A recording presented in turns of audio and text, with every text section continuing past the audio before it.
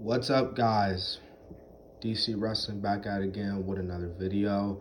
I hope everybody's having a wonderful Friday. Thank God in heaven that the weekend is finally here. It's been a crazy week with this virtual school going on and everything, but finally the long weekend is here.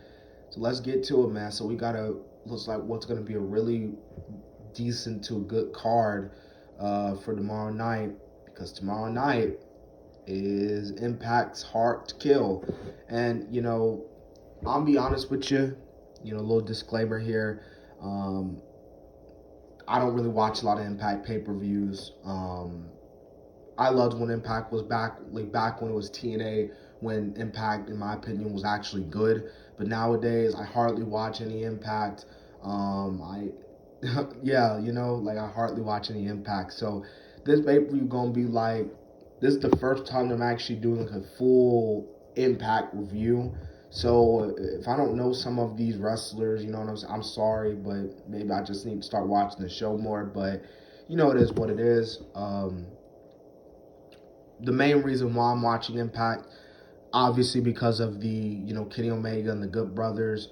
But like I said, man, I've been a huge Impact fan back in the day. I loved Impact back in the day when it was good. Nowadays, in my opinion, it sucks. So we're gonna get right to it. We got a tag team match for the vacant Impact Knockouts Tag Team Championships.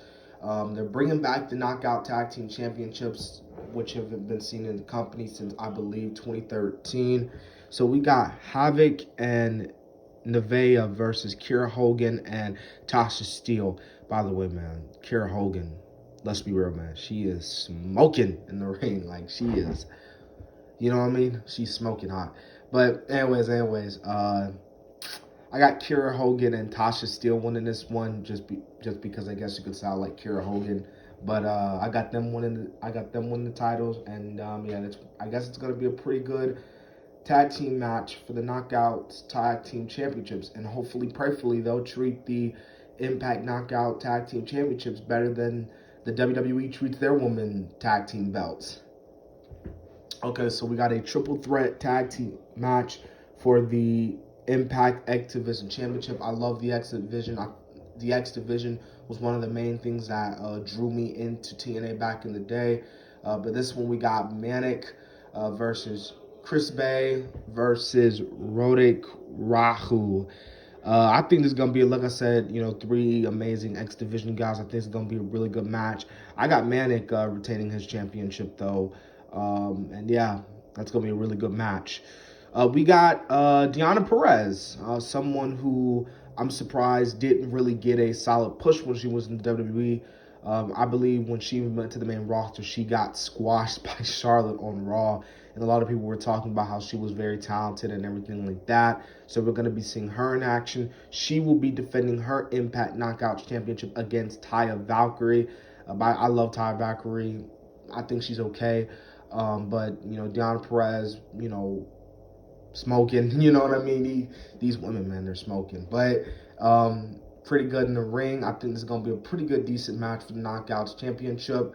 Deonna Perez, keep the title on her, man. Unless you want to give it to Taya Valkyrie. But, if you give it Deonna Perez, man, go ahead and do it, man. Because Deonna Perez, she played her part well as a heel. I don't know how she was like as a face, but as a heel, I think I could take her more seriously as a heel. All right, so we got an old school rules 6-man tag team match. We got Eric Young, Diener, and Joe Doring versus Cousin Jake, Rhino, and Tommy Dreamer. Eric Young was a guy who obviously didn't get the rub on the main roster. I mean, he did get sort of a rub in NXT with Sanity, making his return to Impact back at the Slammiversary pay-per-view.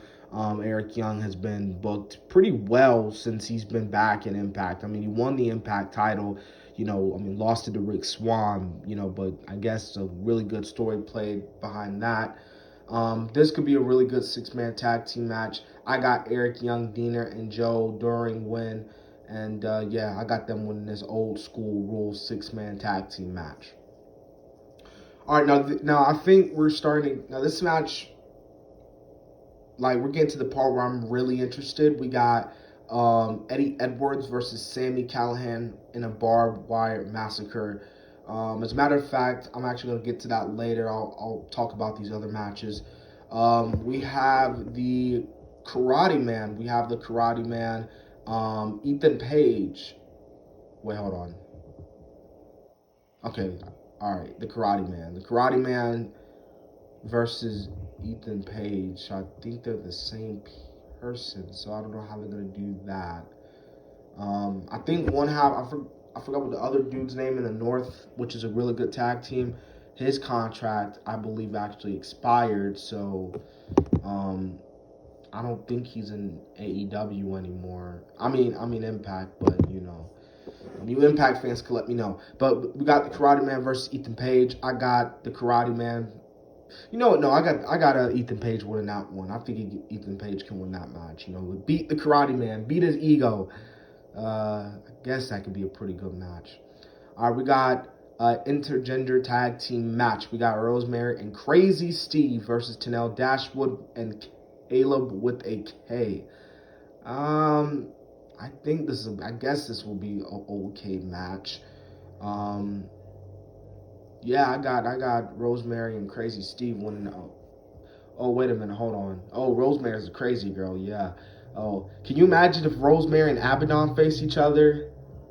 Oh man, that'd be crazy. But then again, Abaddon lost to Hikaru Shida, so I think Hikaru Shida, she's okay. But this ain't about AEW. This is about Impact. So now I don't usually do matches on the pre-show, but I got Brian Myers beating Josh Alexander, so yeah, Brian Myers. I feel like he's gonna be starting to get a little push. Maybe, I don't know. All right, so we got the two matches that I'm actually really looking forward to this pay-per-view for. These two matches I'm really hyped for. Eddie Edwards versus Sami Callihan in a barbed wire massacre. Guys, I loved Sami Callihan. He was amazing. I was one of those people that were not very tilly happy with Tessa Blanchard winning the Impact World Championship back at last year's Hard to Kill, to be exact. She won the Impact World Championship, becoming the first woman wrestler to win the World Champion of their company. I wasn't really a huge fan of that, and no, it was because the night before that, Tessa was in some crazy shit. She was in some controversy. No, I believe Sami should have got a long reign, and he was just great as a heel. I loved what Sami did. Sami and Eddie has a little, obviously, past history with the bat incident where Sami legit hit him with the bat. And that, I remember a lot of people in the wrestling community, that shit was blowing up. I was like, whoa, what the hell? So yeah, this is gonna be a good match. I got Eddie Edwards winning this one. Eddie Edwards, he's gonna get his revenge. He's gonna get his, revenge. When I'm thinking about it, I think Sami should win because Sami already took a loss. I think he fought Rick Swann. I forgot what pay-per-view it was for the world title, and he lost. I think it was at Turning Point, and he lost. And I think does Sami really need to lose again? So, yeah, I got Sami winning this one. Okay, so we have the 6-man tag team match main event. Now, this match was supposed to be Kenny Omega and the Good Brothers with Don Callis, or the Invisible Hand Don Callis, taking on, it was supposed to be the Impact World Champion Rick Swann, taking on the Motor City Machine Guns, one of my favorite tag teams in TNA ever, Chris Sabian and Alex Shelby, but due to circumstances, I think traveling issues, I think Alex, there was some shit that came up, and because of it, it was out of his control, and because of it, he won't be able to attend Hard to Kill this Saturday night. So it's gonna be Moose. It's gonna be Moose. So a 6-man tag team match. I think Moose is incredible. Moose is a highly underrated guy that I'm surprised doesn't a lot of people talk about him that much.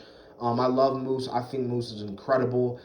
This could be the night where Moose finally shows the world, why he is, if he already hasn't shown. And yeah, I got Kenny Omega and the Good Brothers winning that match. Though you got to give it